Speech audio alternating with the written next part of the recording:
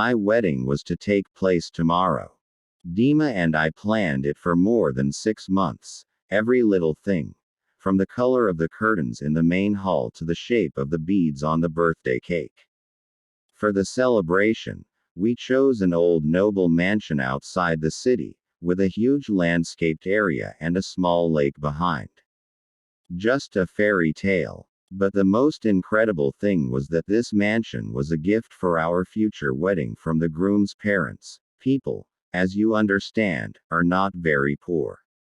For me, the daughter of a teacher and a shoemaker, this whole story seemed like a fairy tale about Cinderella. We started settling in the old house a month before the event.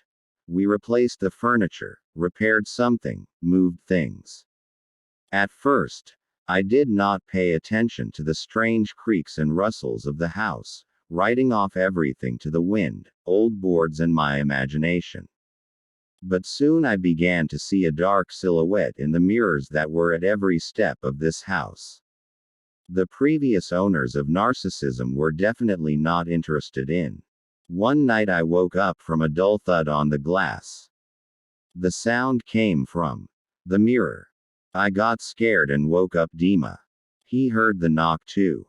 But my beloved reassured me, saying that for sure this is some logical explanation.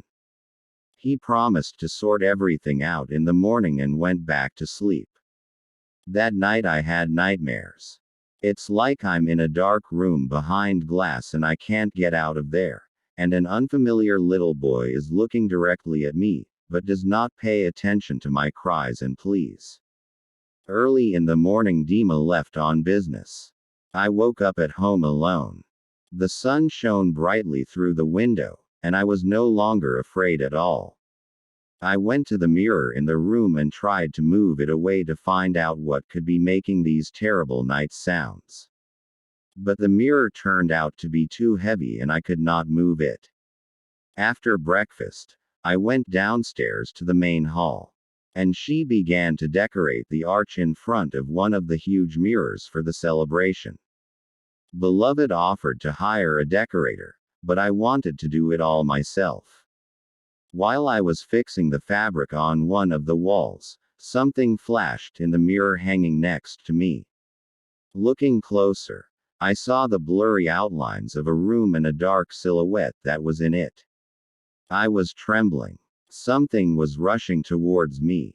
In the next second, a dull thump was heard. It rushed right at the glass. Surprised, I tripped and fell from the stepladder, hurting her leg painfully. But something terrible still did not leave attempts to escape from the looking glass. It struck blow after blow until a crack ran across the glass, and then another. Now I began to hear the terrible howl of an angry animal. I tried to get up, but I couldn't. Looks like the leg was broken. I was scared to the point of stupor. My forehead was covered with perspiration. My heart was ready to stop from horror. Shards of a mirror rained down on the floor with a loud clang. With a terrible roar, a monster resembling a man was rushing towards me. Shaggy head, thin arms and legs, the bestial grin of his mouth and furious eyes, I will never forget. It rushed at me, digging its long nails into my face and neck. Fear paralyzed me. Suddenly I heard a shot. The monster let out a groan full of pain, and the next moment it loosened its grip and went limp. Dima stood in the doorway with a hunting rifle in his hands. As we learned later, this terrible creature from the looking glass was a man. The previous owner of the house. He lived within the walls of the mansion for more than 15 years, while the building was empty. A terrible story happened to him. Prior to these events, the owner was considered fallen without a trace.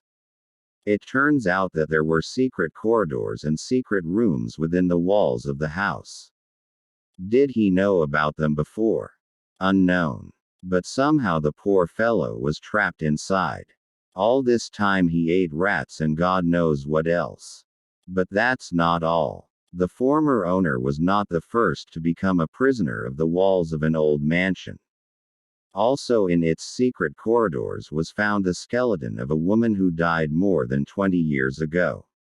She was bitten by rats.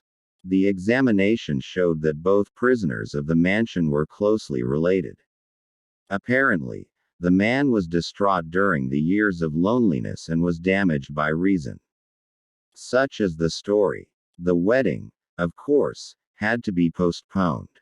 And I didn't want to go back to that house. To decorate the hall, we nevertheless decided to hire a professional decorator and celebrate it already in an ordinary restaurant.